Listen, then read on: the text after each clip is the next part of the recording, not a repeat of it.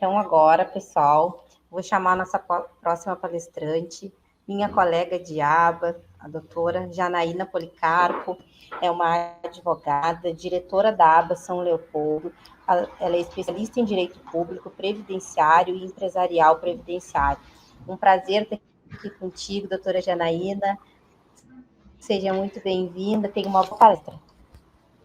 Muito bom dia, doutora Karen. Que satisfação estar aqui reunida com tantas mulheres incríveis, com tantas advogadas fantásticas, no Dia da Advogada, no segundo seminário das advogadas gaúchas previdenciárias, esse evento que já entrou no calendário do IEPREV, que já entrou no calendário do Prev Amigas, idealizado com tanto carinho, e eu quero cumprimentar aqui as idealizadoras deste evento, a doutora Viviane e a doutora Aline, que são duas queridas.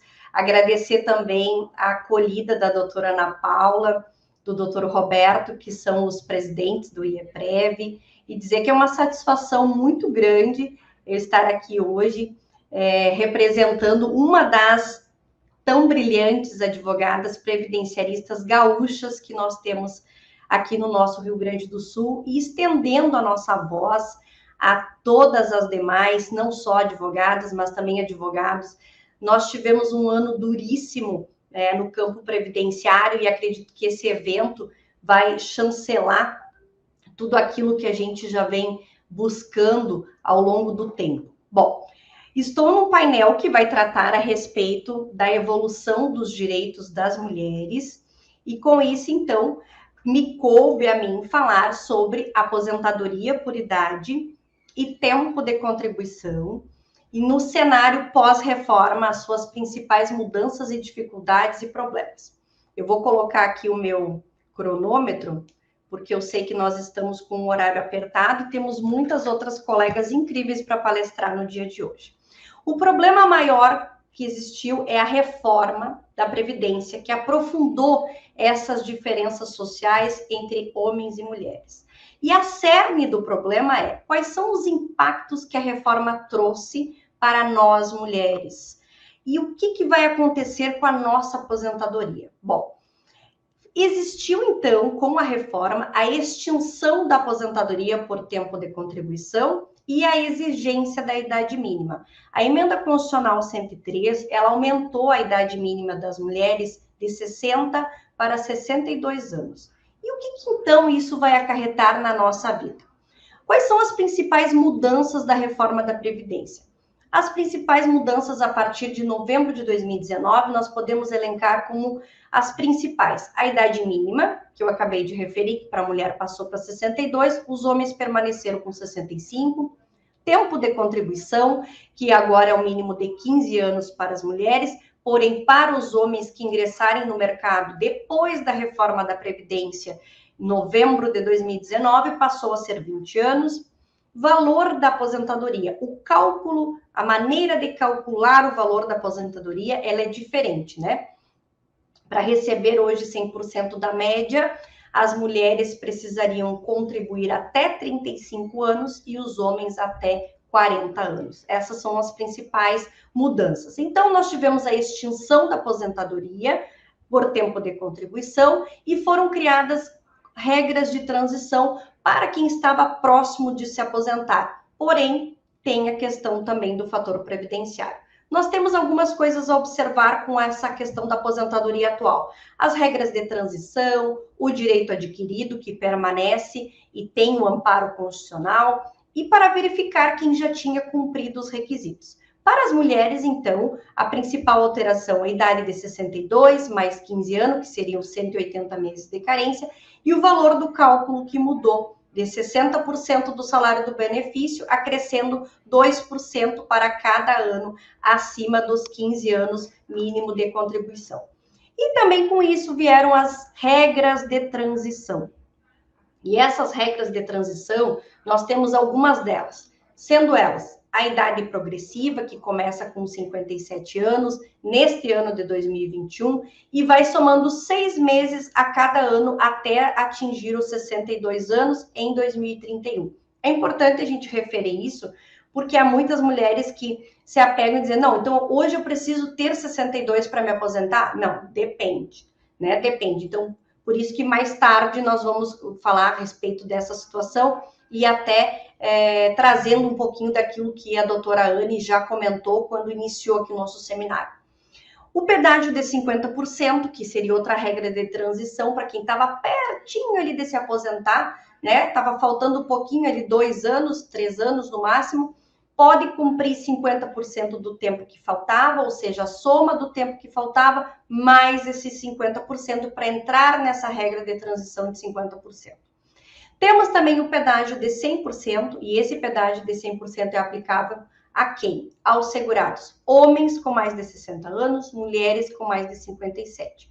E o pedágio correspondente a 100% do tempo que ainda resta para completar o prazo mínimo obrigatório, segundo a regra antiga. E ainda temos a regra dos pontos, que ainda está vigente, que em 2021, neste ano, é 88 pontos para as mulheres, aumentando 1 ponto por ano até alcançar o teto, que é de 100 pontos. A aposentadoria por idade, então, aumenta de 6 meses a cada ano, e em 2024 atinge, então, os 62 anos. Essas são regras de transição. Eu não tenho como entrar em cada uma delas aqui, vou fazer um apanhado geral para entrar na temática, principalmente da minha palestra, que é justamente nós falarmos sobre as mudanças para as mulheres e também as dificuldades enfrentadas e esses desafios que a reforma da Previdência vieram a ocasionar. Quantas brasileiras deixarão de se aposentar? Essa aqui é a pergunta-chave da minha palestra de hoje, que eu quero trazer a reflexão para vocês. Quando me debrucei sobre o tema, verifiquei que os números são muito mais impactantes, muito mais chocantes do que a gente imagina.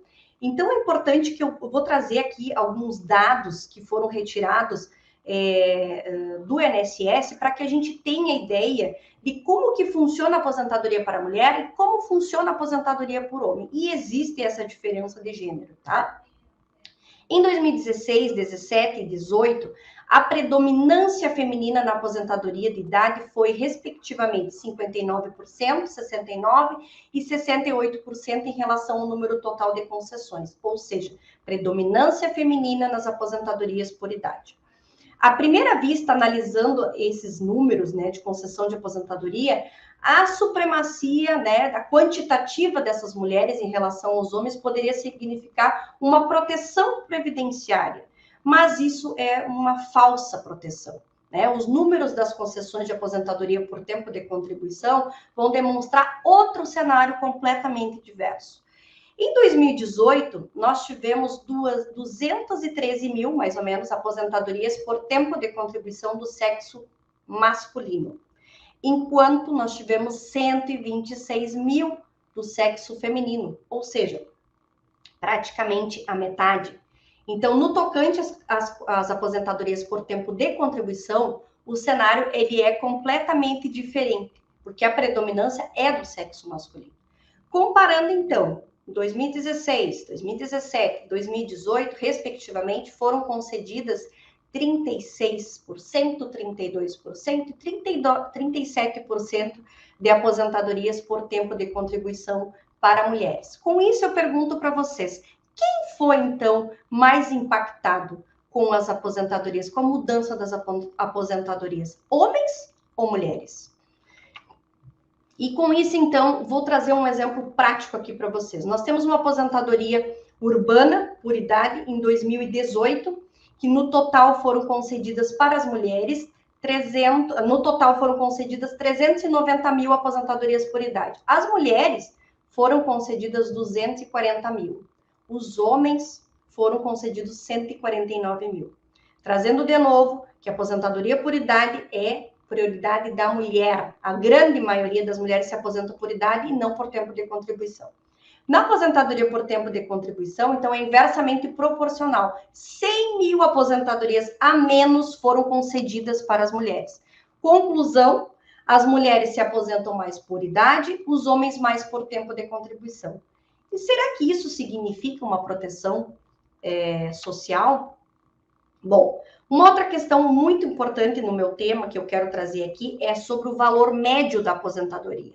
Muitas de vocês sabem que nós temos uma grande diferenciação de valores de salário no mercado existente. Existe essa diferença de gênero. Nós estamos ainda numa sociedade patriarcal e devemos lutar para que essa sociedade seja voltada mais para a igualdade, para a paridade. Então, observou-se que o valor médio das contribuições, tá? O valor médio das contribuições da aposentadoria por tempo de contribuição urbana para o homem era de R$ 2.585. E para a mulher foi de R$ 2.208 no mês de julho de 2019.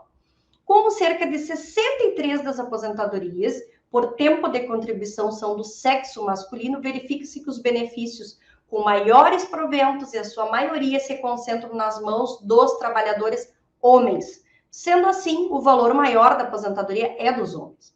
Pode-se, então, concluir, né, que em face desses maiores salários dos homens, em regra, são os maiores proventos quando estão inativos. E, além disso, nós temos uma agravante que é a taxa de desemprego das mulheres, que é maior do que os homens. As mulheres têm mais dificuldade de estarem no mercado formal. As mulheres, então, se aposentam mais tarde, ganham menores salários, enquanto os homens se aposentam mais cedo e ganham melhores salários. E isso reflete o nosso sistema previdenciário, um mercado patriarcal que alimenta a desigualdade de gênero no nosso país. Essa igualdade numérica, trazida em números entre as aposentadorias urbanas concedidas pelo INSS por sexo, não permite concluir que a proteção social tem o mesmo alcance entre homens e mulheres. E nesse estudo eu fiquei bastante impactada com essas situações que eu vou relatar agora aqui para vocês. A mulher se aposenta mais tarde, consequentemente ela goza de menos possibilidade de acúmulo de proventos e salário e ganha menores salários. Os homens predominantemente se aposentam mais por tempo de contribuição, com valores médios superiores no tocante à aposentadoria, e se aposentam na média de 54 anos, enquanto nós, mulheres, temos que nos aposentar a partir de 62 anos. Apesar de possuírem essa taxa de proteção superior à taxa dos homens, as mulheres são, na maioria, desprotegidas, sem capacidade contributiva, e a minoria está desprotegida, e isso leva à seguinte reflexão e o seguinte questionamento: quantas mulheres deixaram de se aposentar após a reforma da Previdência? Pasmem. Por ano, uma média de 78 mil mulheres não irão se aposentar. 50% não irão se aposentar por tempo de contribuição após a emenda constitucional 103. Somente em 2020, no ano passado, 171 mil mulheres deixaram de se aposentar por idade. Então, nós temos aqui, vamos chegando ao ponto de uma conclusão, eu até vou verificar aqui como é que está o meu tempo, ainda tem uns 4 minutinhos. A aposentadoria, vamos chegar à conclusão no seguinte sentido: o judiciário, ele nunca foi tão requisitado no sentido das negativas que tivemos. Por quê? Porque apesar das concessões de bônus de produtividade existentes no INSS para que sejam analisados os benefícios, as concessões, elas estão saindo escassamente, porque a fila do INSS está enorme. Existe muito erro de análise dos benefícios e isso tornou-se uma rotina, fazendo com que seja judicializado. Além disso, as seguradas que recebem um benefício por incapacidade devem ficar mais atentas, porque a PEC estabeleceu essas situações de pente fino a qualquer tempo e a qualquer momento. E trago também aqui uma reflexão a respeito da aposentadoria por invalidez, mesmo não sendo o meu tema, mas que nós, mulheres, também fomos atingidas pela reforma da Previdência neste tocante. Por quê? Porque a doença mais incapacitante hoje no mundo é a depressão, e ela atinge mais as mulheres. Consequentemente, mais mulheres estão buscando o auxílio-doença e a aposentadoria por invalidez. E nós tivemos um decréscimo muito grande na questão do cálculo do benefício da aposentadoria por invalidez, apesar de estar sendo discutido nos tribunais superiores a sua inconstitucionalidade. A pergunta que está aqui e que volto a perguntar para você que está nos assistindo: quantas mulheres deixarão de se aposentar após a emenda constitucional 103? Com a promulgação da emenda constitucional, aproximadamente 407 mil benefícios, ou metade das aposentadorias concedidas ao ano, deixarão de existir. Neste montante, 60% referente ao sexo feminino, ou seja, nós fomos muito duramente atingidas. O acesso à previdência social será mais dificultado, o valor do benefício foi minorado, produzindo um crescimento de desproteção social em escala maior para as mulheres. E isso reflete nesse estudo. Mas temos que manter a esperança, o coração aquecido e fazer com que haja uma saída, uma luz no fim do túnel. E por isso, depois deste estudo, eu trouxe aqui algumas reflexões que nós temos que começar a empreender nos nossos escritórios, com as nossas clientes, com as seguradas. Primeira delas, vamos então realizar um estudo aprofundado da vida dessa segurada, propondo um planejamento previdenciário para as aposentadorias mais justas. Vamos fazer, então, estimular o recolhimento formal das donas de casa, das pequenas empresárias, dos MEIs, dos facultativos, para que essas consigam alcançar uma aposentadoria, trazendo elas para o mercado formal. Vamos incentivar o recolhimento das contribuições previdenciárias atrasadas para completar o tempo faltante, para acertar o quinis dessas seguradas. Vamos analisar a hipótese de uma previdência privada para complementar a renda dessa segurada que está hoje recebendo do regime geral. E também vamos incentivar a essas mulheres que, mesmo aquelas que nunca contribuíram para a Previdência Social, que elas têm direito a um benefício assistencial que é o BPC. E isso é o que a gente precisa fazer para mudar. Esse estudo me levou a mais uma reflexão a respeito dos direitos das mulheres, aquelas que eu tanto primo no meu dia a dia e aquelas que hoje eu referencio e homenageio a todas as advogadas previdenciaristas e também as seguradas que estão me assistindo e me vendo nesse momento. Quero finalizar e agradecer, só gratidão, e dizer que o sucesso nada mais é do que fazer a diferença na vida das pessoas. E é por isso que eu sou uma advogada previdenciarista e luto pelos direitos sociais. Eu gosto muito de parafrasear Chico Xavier, que diz o seguinte: aos outros eu dou o direito de ser como são. A mim eu dou o dever de ser cada dia melhor. Muito obrigada. Obrigada a todos. Obrigada a todos que estiveram aqui presente, muito obrigada aos alunos do IEPREV, obrigada Viviane, só gratidão, gratidão e gratidão. Obrigada, Karen, devolvo a palavra. A doutora Janaína, a gente é que agradece a sua palestra, como sempre uma fala belíssima, uma fala pontual, uma fala clara e esclarecedora principalmente, realmente todas as colocações que tu fizeste são muito pertinentes e principalmente as observações que tu deixaste neste final são relevantes para que esse advogado previdenciarista, tanto de carreira já há bastante tempo, como quem está começando, preste atenção, né? Ouvindo de ti um advogado experiente, isso é muito importante e agrega muito valor na prática diária da advocacia. Te agradecemos muito por estar conosco mais um ano.